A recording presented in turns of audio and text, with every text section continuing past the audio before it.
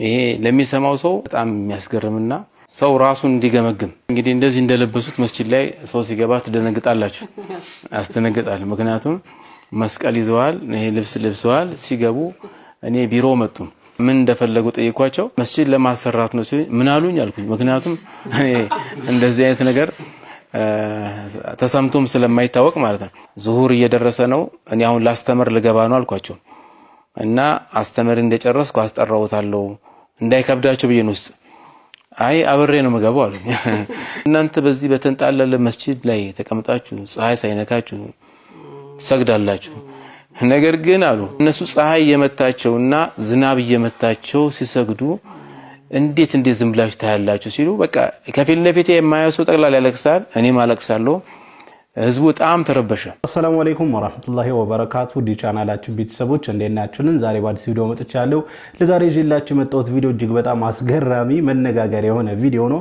አንድ የትልቅ ስብዕና ባለቤት የሆኑ ቄስ መስጂድ አስገንብተዋል እንዴት የሚለውን እስከ መጨረሻው ድረስ የምትከታተሉ ከሆነ የምታዩኑ የሚሆነው ረዘም ያለውን ጊዜ እሱ ላይ ሪአክት የምናደርግ ነው የሚሆነው ታዲያ ቪዲዮ እንደተለመደው ሁላችሁ ላይክ በማድረግ እንድጀምሩ ጋብዛለሁ ይህ ቪዲዮ እንዲዳረስ ደግሞ ሼር አድርጉ ለዚህ ቻናል አዲስ ከሆናችሁ ሰብስክራይብ ማድረግ አይረሳ የደወል ምልክቱን ይጫኑ በቀጥታ ወደ ቪዲዮ አንድ ሷሊህ ዘንድ አንድ ደረሳቸው መጣ ይባላል ቀልቤ ታመመ አክሙኝ አላቸው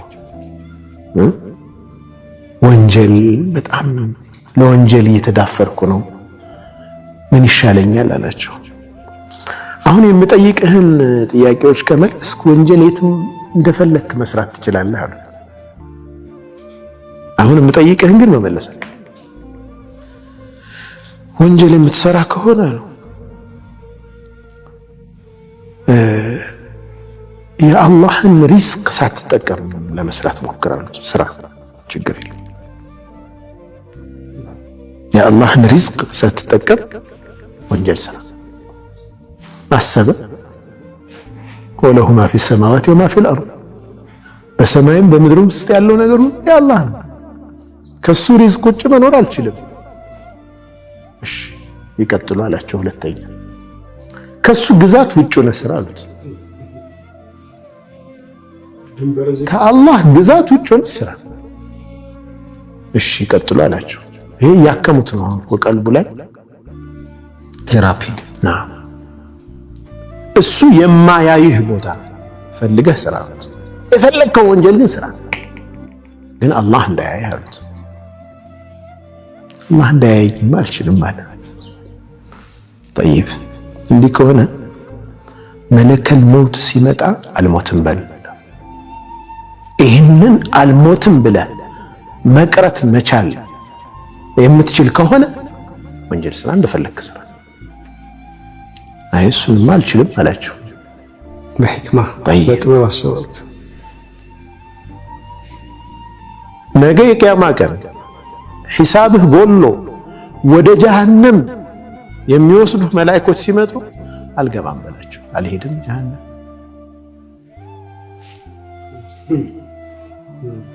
ማን ይሄንን ማን መቃወም ይችላል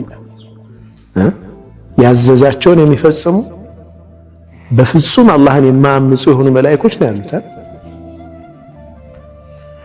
ልጅ አሉት የአላህን ሪዝቅ እየበላ የተመገብክ በሱ ግዛት ስር ሆነ ከሱ እይታ ላትርቅ ከሞት ላታመልጥ ሒሳብህ ጎሎ ወደ ጀሃነም ሂድ ስትባል እንዲህ ማለት ማትችል ሰው ሆነ እንዴት አስበህ ነው የአላህን ህግ የምትጥሰው እንዴት ትዳፈራለህ ሪያሊቲው ይሄ ከሆነ መካ ምንድና ማን አንተ የአላህን ሐቅ የምትዳፈር አቢዱል ኩፋ ተባለ ይላሉ በኋላ ላይ ያ ሰው እኮ እንደገና ተውባ አድርጎ በቃ የከተማዋ አቢድ እስከመባል ደረሰ አከሙት ውስጡን ማለት ነው ራሳችን ማከም ይጠይቃል እኔ ማን ነኝ ተደብቄ የምሰራው ነገር አላህ ጋር ማይደበቅ ከሆነ يستخفون من الناس ولا يستخفون من الله وهو معهم ከሰዎች ይደበቁ ይሆናል ከአላህ ግን ሊደበቁ አይችሉም ይላል አላህ نعم ከሰዎች ተገልለን ብቻችን ልንሆን እንችላለን ولا تقل خلوت ولكن قل علي رقيب ብቻህን ግን አይደለም አላህ ምን አይነት ጥበብ ነው? በምን አይነት ጥበብ በምን አይነት ህክማ ነው ዳዕዋ ያደረጉለት? ወላሂ እኔም በጣም እየተሰማኝ ነበር። ማለት አስቡት፣ አላህ የሰጠንን ርዝቅ እየበላን አላህ እንደሚያየን እያወቀን ሞት እኛ ላይ ግዴታ እንደሆነ እያወቀን የቂያም ቀን ሂሳብ እንዳለብን እያወቀን ነገር ግን እኛ ሁሌም ወንጀል እንሰራለንና በጣም ተዘናክተናል። እንደዚህ አይነት አስተዋሽ ትምህርቶች ያስፈልጉናል፣ ቀልብን የሚያረጥቡና በቻልነው መጠን ካሁን በኋላ ወንጀል ለመስራት ልባችን ሲነሳሳ እነዚህ ነገሮች እናስባቸው። አላህ Subhanahu Wa Ta'ala በሱ ሲሳይ እየኖርን በሱ ምድር ላይ እየኖርን እሱ ቀጥታ እየተመለከተን አሁን እኔ ማውራውን እናንተ የምታዳምጡና አላህ እየሰማ ነው። እንደዚሁም ደግሞ መጥፎ ነገር ላይ ሆነንም እንዲሆን ተደብቀን ምናን እያደረገን ቢሆን አላህ እያየን ነውና አላህ ያየኛል የምትነዋን ነገር ልባችን ላይ በቻለው መጠን በጣም ማሳደር አለብን። እሱን ካሳደርን ይሄ ለብቻችን ስንሆን የምንሰራቸው ወንጀሎች በሙሉ ይጠፋሉ ማለት ነው። ልባችን ይረጥባል ማለት ነው። አላህ Subhanahu Wa Ta'ala ቀልባችንን ያርጥብልን። ለብቻችን ስንሆን የምንሰራቸው ወንጀሎች አላህ ከእንደዚህ አይነት ወንጀል ያርቀን። አሁን ወስዳችሁ ወደ ቄሱ ቪዲዮ ነው። እጅግ በጣም አስገራሚ የሆነ ቪዲዮ ነው። ቪዲዮን እንመልከት፣ ከዛ የራሳችን ሐሳብ አስተያየት እንሰጥበታለን። ይሄ ለሚሰማው ሰው በጣም የሚያስገርምና ሰው ራሱን እንዲገመግም አጠቃላይ ዓለም ላይ ያለ ህዝብ በተለይ ኢትዮጵያ ህብረተሰብ በዓለም ላይ ያለ ራሳችን እንድንገመግም የሚያደርገን ነው እና በመጀመሪያ ደረጃ መስጂድ ላይ እንግዲህ እንደዚህ እንደለበሱት መስጂድ ላይ ሰው ሲገባ ትደነግጣላችሁ፣ ያስደነግጣል። ምክንያቱም መስቀል ይዘዋል፣ ይሄ ልብስ ለብሰዋል። ሲገቡ እኔ ቢሮ መጡ እና እኔ ደነገጥኩ። ምክንያቱም አይተነው ማናቅ ነገር ስለሆነ ማለት ነው። እና ከዛ ሰላም አልኳቸው፣ በጣም በጥሩ ሁኔታ ሰላም አልኳቸው። ከሳቸው ጋርም አብሮ የመጡ የዛ መስጂድ ኢማሞች ናቸው ከሐረር የመጡ እና እነሱንም እንደዛው ሰላምታ ተቃቀረብና ምን እንደፈለጉ ጠይቋቸው። መስጂድ ለማሰራት ነው ሲል ምን አሉኝ አልኩኝ። ምክንያቱም እንደዚህ አይነት ነገር ተሰምቶም ስለማይታወቅ ማለት ነው። እና የተሳሳትኩ መስለኝና ምን መስጂድ ለማሰራት የመጡት አልኳቸው። አዎ አሉኝና ወዲያውን በቃ ደንግጬ ቢሮ አስገባቸው እና በጣም ውስጤ እንትን የሆነ ደስታም አለ እንደገና እንባም አለ። ምክንያቱም እንደዚህ ነገር በታሪክ በእኛ ህይወት ውስጥ ስላላየን ማለት ነው። እና አስቀምጥኳቸው፣ ተቀመጥንና ከየት እንደመጡ ጠይቋቸው። ከሐረር ነው። እነዛም ሰዎች የኛ ጎረቤት ነን ብለው ነገሩኝ። በዛ በጣም ብዙ በርካታ መስጂዶች የሚሰበሰቡ ነበሩ እና ያን ቢያንስ እነሱ ይድረሳቸው ይባል ከ5 ወር በኋላ ወይም ከ4 ወር በኋላ ነበር የሚደርሳቸው። እና እኔ ምን አልኩኝ፣ አይ እናንተ ጉዳይ እናንተ ከዛ መጣችሁ እነሱ ብቻቸው መጣ ሲገባ እናንተ እነሱን አጅባችሁ መጣችሁ እንደገና ለመስጂድ ማሰሪያ ለመሰብሰብ መዘጋጃችሁ በቃ ያሁኑ አርብ ነው የሚሰበሰበው አልኳቸውና ቀጠርኳቸው። ከዛ አርብ ከኔ ቀድሞ ነው እሳቸውን ያገኟቸው። በር ላይ ቁጭ ብለዋል፣ ቢሮ በር ላይ። በጣም ገረመኝ እና ምን አልኳቸው፣ በሰላም ካቀረብኩላችሁ በኋላ የተለየ ፍቅር ከሰጠን በኋላ አሁን ምንድነው የምናደርገው? ዙሁር እየደረሰ ነው፣ እኔ አሁን ላስተምር ልገባ ነው አልኳቸው። እና አስተምር እንደጨረስኩ አስጠራውታለሁ እንዳይከብዳቸው ብዬ ነው። አይ አብሬ ነው የምገባው አሉኝ። ከዛ ደግሞ እግሬንም ታጥቤያለሁ አሉ። እንግዲህ አውዱ ከሌላ አይገባም ስለሚባል ስለሚያውቁ እና ምንም ችግር የለም አልኳቸው። ግን አንድ ተወሰነ 10 ደቂቃ 15 ደቂቃ የሆነ ትምህርት ልስጥና ከዛም በኋላ እጠራውታለሁ አልኳቸው። ምክንያት አለኝ እኔ እንደዚህ ያልኩበት ምክንያቱም ሰው የሆነ ማስተምረው ስለ አንድነትና ስለ ፍቅር ነበርና ከማስተምራው ትምህርት ጋር እሳቸው ደግሞ ሲገቡ ከሰው ጋር የሚፈጥርበት ነገር አለና ለዛ ትንሽ እንዲቆዩ አደረኩና አስተምሬ እንደጨረስኩኝ አንድ ሰው ላኩና እንዲያስጠራቸው አደረኩኝ። ከዛ ያው እኛ እርስ በርሳችን እንጣላለን ወይ መስጂድ የገባ ሰው እንበጠብጣለን። ይሄው ግን ስለ መስጂድ ተጨንቀው መስጂድ ለማሰራት አንድ ትልቅ የሃይማኖት አባት እዚህ መጥቷልና ተመልካቾች በሩ ሲከፈት ህዝቡ አለቀሰ በቃ። እና ብድግን ያሉ ጠቅላላ መስጂድ ህዝቡ በቪዲዮ ማለት ተቀርጿል፣ ፎቶዎችም አሉ። እና በቃ ህዝቡ እንዳለ ተነሳ። ህዝቡን አስቀመጥኩና ከዛም በኋላ እሳቸው ምን ማድረግ ጀመሩ? ዝርዝሩን አቀረቡ።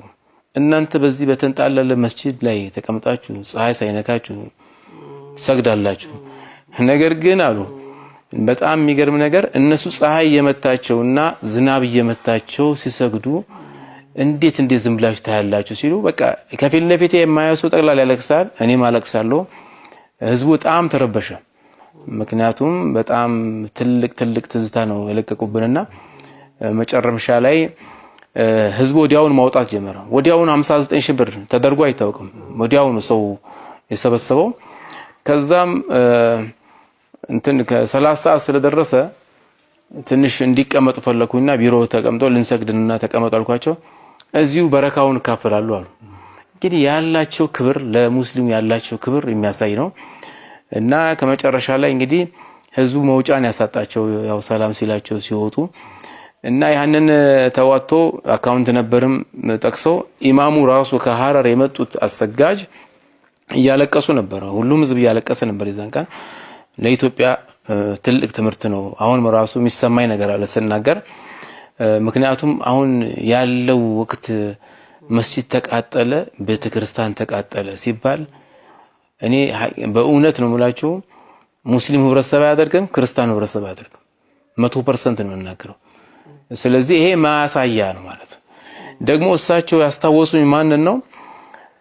ሼህ ሲራጅ ጓጉር የሚባሉ በወሎ ውስጥ ይኖር የነበሩ እንደዚሁ ሰርተዋል። እሳቸው እንደውም በራሳቸው ነው ሰርተው እዚህ ጋር መስጂዱን ሰሩትና ለሁለት ከፈሉት። ይሄ ለክርስቲያኖች ጸሎት የሚያደርጉበት ነው፣ ይሄ ደግሞ እኛ የምንሰግድበት ነው ብሎ ያደረጉትን እንግዲህ በጣም የቆየ ጊዜ ነው። ይህን አስታውሰውኛልና በእውነት አባ ትልቅ ሰው ናቸው። ከዛም ደግሞ በዛው አልቀሩም፣ ድጋሚ መጡና የተሰራውን አሳዩን። ያው ገንዘቡ ራሱ ምን ያክል ቦታ ላይ እንደዋለና ተግባር ላይ ለመሆኑ እና ይሄው አሁን ደግሞ እዚህ ጋር ደርሰዋል።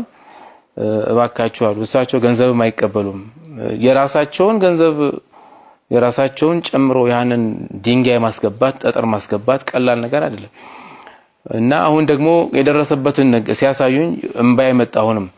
ምክንያቱም ለመስጂድ ነው የተጨነቀው አሉት። አሁን ራሱ ሰሞኑን ያው እንገናኛለን በስልክ ባለፈውም ተገናኝተናል እና ለአንዋር መስጂድ እንዲሰበሰብ እንዴት አደረክል ይያሉ ቅድም እየጠየቁ ነበር። እኔ አልተጨነኩም፣ እሳቸው ግን የተጨነቁ። በእውነት ነው የምላችሁ ለኢትዮጵያኖች መከባበር፣ ለሙስሊም ክርስቲያን መከባበር ትልቅ አርአያ ታላቅ ሰው ናቸው።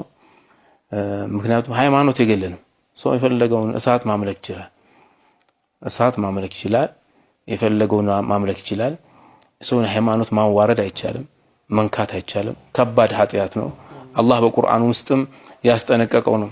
ወላ ተሱቡ الذين يدعون من دون الله ይላል። ከኔ ውጭ ሌላ የሚያመልኩትን የፈለገ አምልኮት የሚያደርጉትን አትሳደቡ ይላል። እንኳን አሁን ግን መሳደብ ምን አይደለም እኮ በቃ የራሴ ጉዳይ ነው ብሎ ተጨንቀው መድረሳ ያስፈልገዋል፣ ትምህርት ቤት ማለት ነው ያስፈልገዋል። እንደውም G+2 መሆን አለበት። ምክንያቱም የኛ ቤተክርስቲያን ከፍ ብለዋል፣ እሱም ከፍ ማለት አለበት። ይሄ ልዩ አስተሳሰብ በቃ ምሁር ማለት ይሄ ነው። እንደው ቃል የለኝም እኔ ለነኚህ አባት እኔ ቃል የለኝም ወላሂ ላዚም። አላህ ከፍ ያርጉት፣ አላህ ያልቁት፣ አላህ Subhanahu Wa Ta'ala እድሜዎትን ይስጡት፣ አላህ Subhanahu Wa Ta'ala ሂዳያ ይስጡት ነው ማለት ፈልገው። ካልተሳሳትኩኝ ሰው ባለፈው ቪዲዮ ሪአክት አድርጌባቸው ነበረ ስለ ነብያችን ሰለላሁ ዐለይሂ ወሰለም ስለ ቁርአን የተናገሩበት እሳቸው ናቸው ካልተሳሳትኩ ማለት ነውና በጣም አስገራሚ የሆነ ስራ ነው። አስቡት መስጂድ ለማሰራት ከሐረር ድረስ መተው በኒ መስጂድ እዛ ሄደው ገንዘብ አሰባስበው አሰርተው ከዛ ባሻገር የደረሱበትንም ተናግረው ለኡስታዝ መንሱር ማለት ነውና ይሄ በጣም ይገርማል፣ በጣም ይገርማልና አላህ Subhanahu Wa Ta'ala እነሱ የቅርቦቻችሁ ናቸው ያሉን እነዚህ አይነት ክርስቲያኖች ናቸው። በመሐከላቸው ቀሳውስቶች አሉ፣ እነሱ ላይ ኩራት የለምና ይላል አላህ በቃሉ። እንደነዚህ አይነት ቀሳውስትን ይመስለኛል አላህ Subhanahu Wa Ta'ala ያለውና እጅግ በጣም አስገራሚ የሆነ ነገር ነው የተመለከትነው። እንዲመዋደድ መከባበር እጅግ በጣም ያስደስታል። ይህንንም ስናይ ነው ተስፋ የምናደርገው አይደል? አሁን ላይ የምንሰማቸው አንዳንድ ነገሮች በጣም ደስ የማይሉ ነገሮች አሉ። ቤተክርስቲያን ተቃጠለ፣ መስጂድ ተቃጠለ፣ ሰላት መስገድ ተከለከለ ሲባል እንሰማለን፣ ሂጃብ ተከለከለ ሲባል እንሰማለን ምናምን አይደለ? እንደዚህ አይነት ነገሮች ተስፋችንን የሚያጨልሙ ነገር ናቸው። እንደነዚህ አይነት አባቶች ስንመለከት ደግሞ ተስፋችን ይለመልማልና አላህ ያቆይልን። አላህ በአፊያ ረጅም እድሜ ይስጦት። አላህ Subhanahu Wa Ta'ala ሂዳያ ይስጦት ነው ማለት ፈልገው። ታዲያኛ ከአባቶቻችን አይተን ተከባብረን የራሳችንን ሃይማኖት አክብረን የሌሎችንም ሃይማኖት ልክ እንደዚሁ አክብረን መኖር አለብን ብዬ አስባለሁ። ሃይማኖት የግል ነው፣ ሀገራችን ግን የጋራ ነችና ሃይማኖታችን በልባችን አድርገን ሀገራችንን ለማቅናት በቁርጠኝነት መነሳት አለብን ብዬ አስባለሁ። እናንተስ ምን ታስባላችሁ? ሐሳብ አስተያየታችሁን ኮሜንት ላይ ብታሰፍሩልኝ ደስ ይለኛል። ለማንኛውም ለዛሬ ይዤላችሁ የመጣው ቪዲዮ ይህን ይመስል ነበረ። ቪዲዮን ከወዳችሁ እንደተለመደው ሁላችሁም ላይክ አድርጉ። ይህ ቪዲዮ እንዲዳረስ ደግሞ ሼር አድርጉ። ለዚህ ቻናል አዲስ ከሆናችሁ ሰብስክራይብ ማድረግ አይረሳ። የደወል ምልክቷን ይጫኑ። ኢንሻአላህ በቀጣይ በአዲስ በቆንጆ ቪዲዮ እስከምንገናኝ ወሰላሙ አለይኩም ወራህመቱላሂ ወበረካቱ።